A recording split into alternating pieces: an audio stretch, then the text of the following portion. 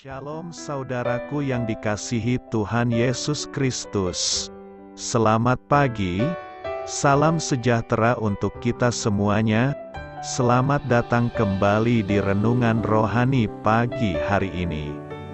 Semoga saudara yang terkasih dalam keadaan sehat selalu. Kiranya damai dan sukacita Roh Kudus melimpah di dalam hati dan pikiran saudara saat ini.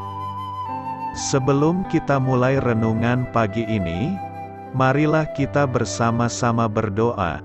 Tuhan Yesus, terima kasih sudah membangunkanku pagi hari ini. Terima kasih atas penyertaan dan perlindungan Tuhan. Semua karena karunia Tuhan aku dapat bangun dengan pagi hari ini. Aku menyerahkan seluruh aktivitasku hari ini ke dalam kuasa tangan Tuhan. Jauhkanku dari yang jahat, ya Tuhan. Tuhan Yesus, tolong lindungi dan berkati aktivitasku hari ini. Tolong berkati juga keluarga dan teman-temanku, Bapa Surgawi, oleh karya Roh Kudus.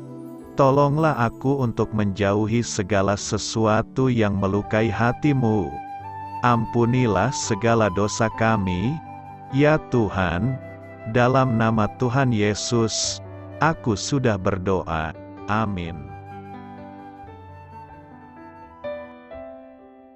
Sahabat saudara rohani, pembacaan ayat emas Alkitab renungan kita hari ini terambil dari 1 Samuel 24 ayat 1 sampai dengan ayat 7. Daud pergi dari sana, lalu tinggal di kubu-kubu gunung di En-Gedi. Ketika Saul pulang sesudah memburu orang Filistin itu, diberitahukanlah kepadanya, demikian, ketahuilah, Daud ada di padang gurun En-Gedi.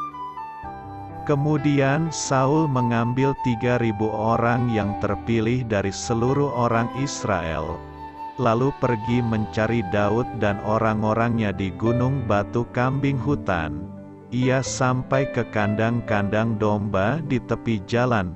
Di sana ada gua dan Saul masuk ke dalamnya untuk membuang hajat. Tetapi Daud dan orang-orangnya duduk di bagian belakang gua itu. Lalu berkatalah orang-orangnya kepada Daud, telah tiba hari yang dikatakan Tuhan kepadamu. Sesungguhnya, aku menyerahkan musuhmu ke dalam tanganmu, maka perbuatlah kepadanya apa yang kau pandang baik. Maka Daud bangun, lalu memotong punca jubah Saul dengan diam-diam. Kemudian berdebar-debarlah hati Daud, karena ia telah memotong punca Saul. Lalu berkatalah ia kepada orang-orangnya, dijauhkan Tuhanlah kiranya daripadaku untuk melakukan hal yang demikian kepada tuanku, kepada orang yang diurapi Tuhan, yakni menjamah dia. Sebab dialah orang yang diurapi Tuhan. 1 Samuel 24 ayat 1 sampai dengan ayat 7. Inti dari ayat emas renungan kita adalah, aku senang melakukan kehendak-Mu, ya Allah, hukum-Mu kusimpan di dalam hati. Mari kita mulai renungan pagi kita.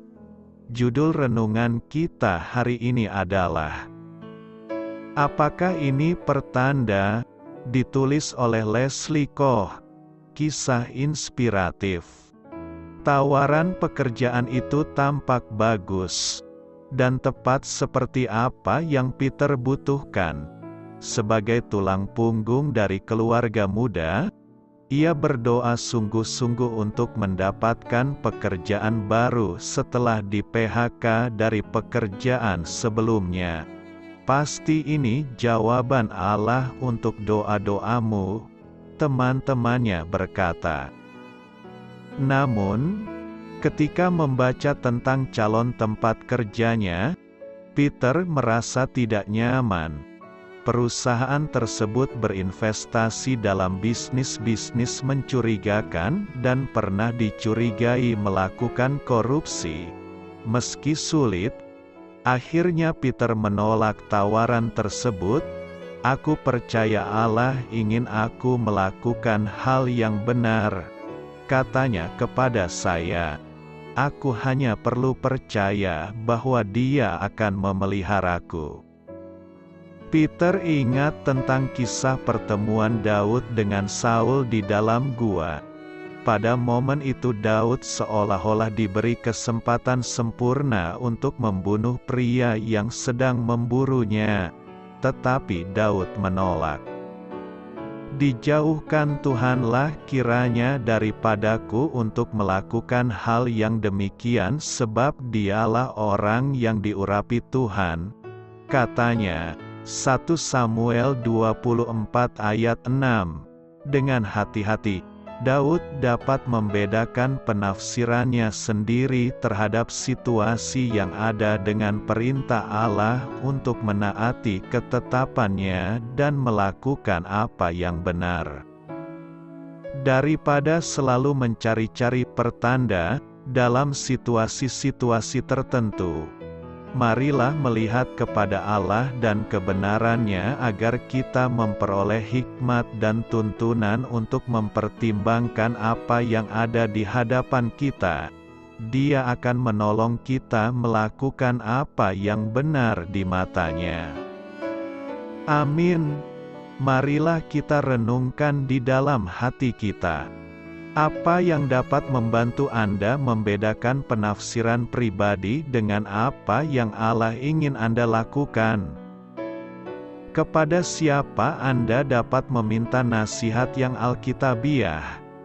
Hal ini patut kamu ketahui. 2 kali Daud melepaskan kesempatan untuk mencabut nyawa Raja Saul. Yang pertama, seperti yang tercatat dalam 1 Samuel 24 ayat 1 sampai dengan ayat 10. Dan kemudian dalam pasal 26, lokasi peristiwa dalam pasal 24 adalah di dalam gua besar di tengah padang gurun En-Gedi. Itu salah satu dari banyak gua serupa di wilayah tersebut, dan beberapa di antaranya berukuran cukup besar untuk menampung ribuan orang.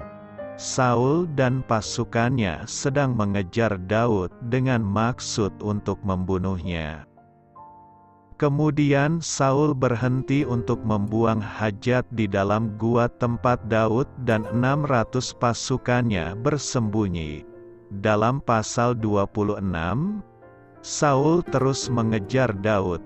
Sekali lagi, Daud bisa saja mengambil nyawa Saul, tetapi ia justru menunjukkan kepada Saul belas kasihan yang tidak dimiliki oleh sang raja. Doa saya menyertai saudara sekalian. Selamat berkarya untuk Tuhan. Amin.